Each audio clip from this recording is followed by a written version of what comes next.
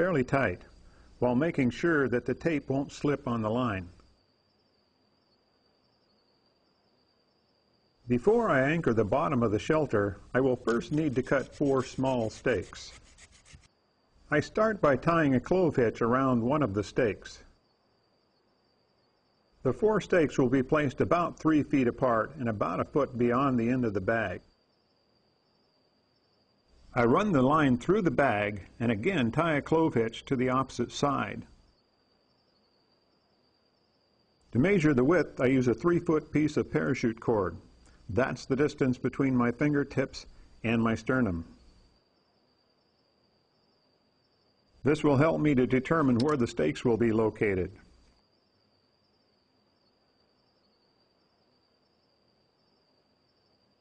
Running lines all the way through the tube tent is the most effective method I have found to keep the shelter tight and secure in high wind conditions.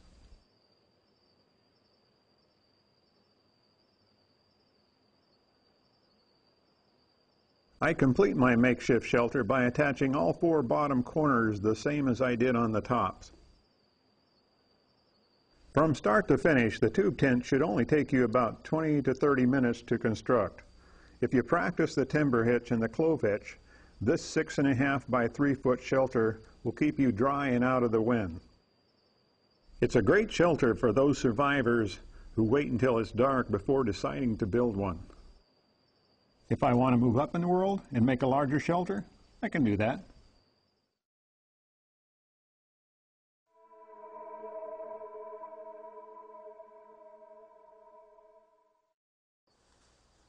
First, I need to make a height adjustment and move the line up the tree to about the middle of my chest. With the bag still attached to the line, I'll use the scissors from my Leatherman Wave to cut a straight line along the bottom edge.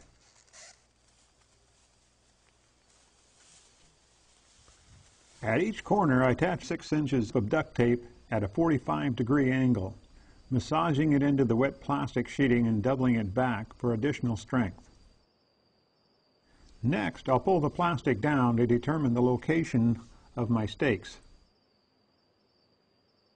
By folding the tape back an inch or so, I can cut a small diamond opening just big enough for the parachute line to fit through.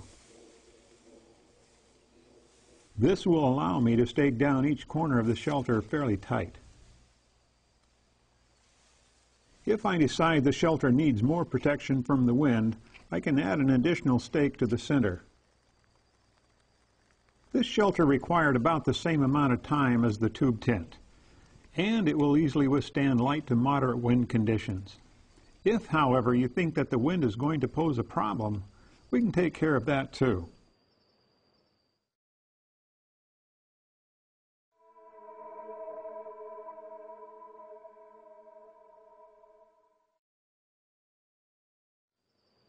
Before I can begin constructing my storm shelter, I'm going to need 12 reasonably straight poles. Each of them should be about 7 feet in length and about the width of my finger. Using the saw blade on my knife, cutting this many green poles shouldn't take me too long.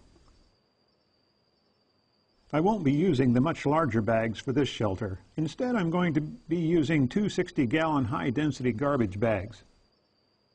These 60-gallon garbage bags, when cut open, measure 5 by 6.5 feet each.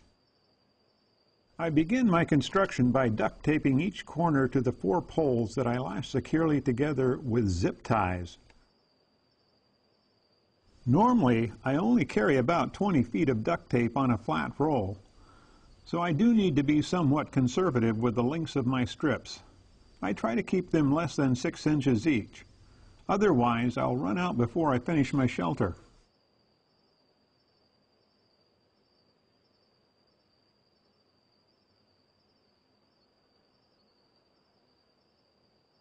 By using zip ties instead of lashing the poles together with the parachute cord, I have been able to create a whole new series of survival shelters. Now I can construct strong, complex frameworks that are perhaps 10 to 20 times faster, and it's so much easier. Almost anyone can do it. I can make my shelter covering much tighter by adding 2 more poles across the center of my panels. I do this in order to keep the side poles from being pulled inward when I tape the plastic to them. The purpose of having a pole framework is to be able to stretch the plastic sheeting outward. Tight shelters are much more weather and wind resistant, and they are much quieter. Using duct tape will not only allow me to get the panels drum tight, but they will also add stability to the panels as well. Like the previous two shelters, these shelters go up very quickly, and they're surprisingly simple. But more important, they make an excellent emergency storm shelter. One panel alone will provide some degree of protection from the rain by leaning it up against a line tied between two trees, or just leaning it up against a tree. But I have never considered a lean-to be an adequate survival shelter. By adding an additional panel, I can create a much more suitable shelter. The small gap at the top can be minimized by zip tying both ridge poles together in several locations. Now I have a shelter that will protect me from just about anything that Mother Nature decides to throw at me. But it also has an additional feature that's virtually unheard of in survival shelters. By adding two vertical poles placed approximately 3 feet out from the bottom of the panel, I can create a much roomier working area that will keep me out from under the weather. All it takes is a couple more zip ties. What more could you ask for from a shelter that will literally fit in your back pocket? Actually, I haven't shown you the best feature of this shelter just yet. We'll get to that later.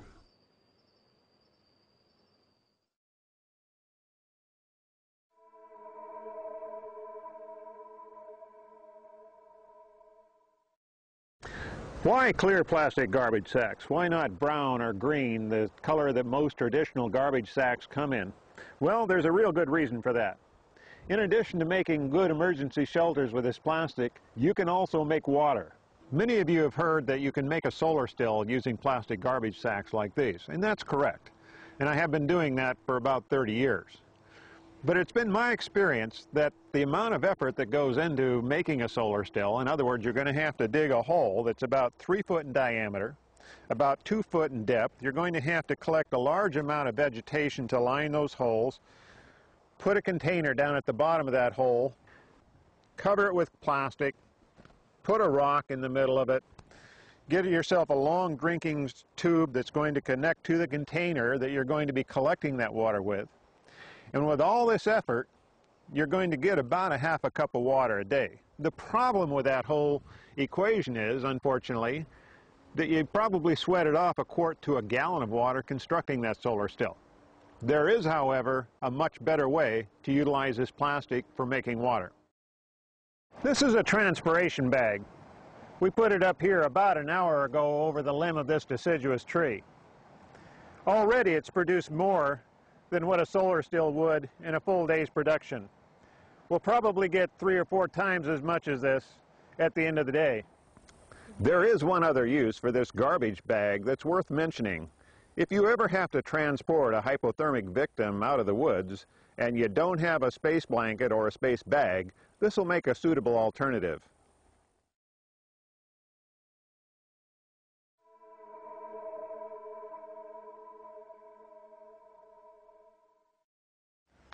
Did you know that on a full day's hike, it's not uncommon to lose 1.5 gallons of water a day? But it's not enough just to replace those lost fluids. You're going to have to replace those salts also. If you find that you or a member of your party is unable to keep water down any longer, it is important that you try to get a quart of Gatorade or a similar type product in your system as soon as possible before it becomes life-threatening.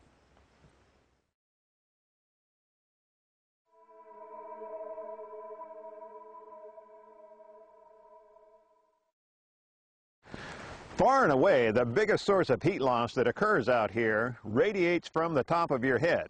It doesn't take a brain surgeon to figure out the solution to this problem.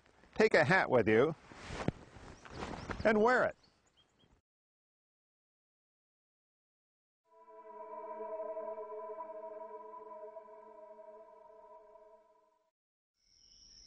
A simple bandana has a multitude of uses to a survivor. As a hat, it insulates as well as prevents sunburn.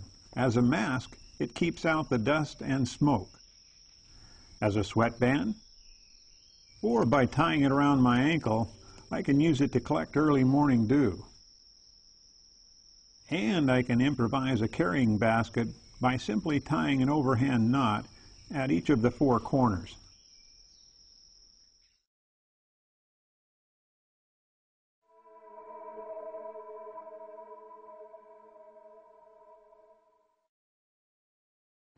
Over the past several years, many organizations have come out with what they call the 10 Essentials.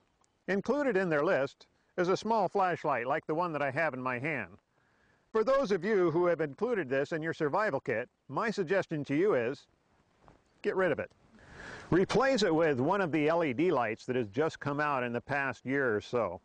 These tiny little lights are just as bright and will burn several times longer.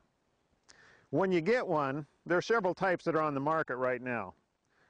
There's the kind that will be activated by squeezing it together, like so, which this one does also, or there's the kind that have the on and off switch. Make sure you get the type that has the on and off switch. It'll last you up to 40 hours, and that's substantial.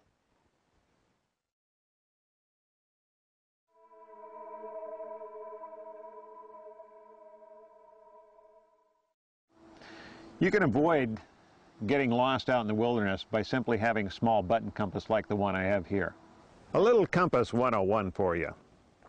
Unlike a standard compass, a button compass has a floating dial instead of a floating needle, which is significant in the fact that the north on the dial here is always going to be locked into magnetic north. Significant is where you point the compass, because that is going to be your line of direction.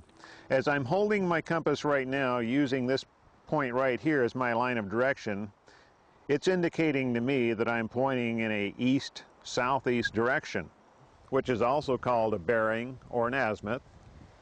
I'm going to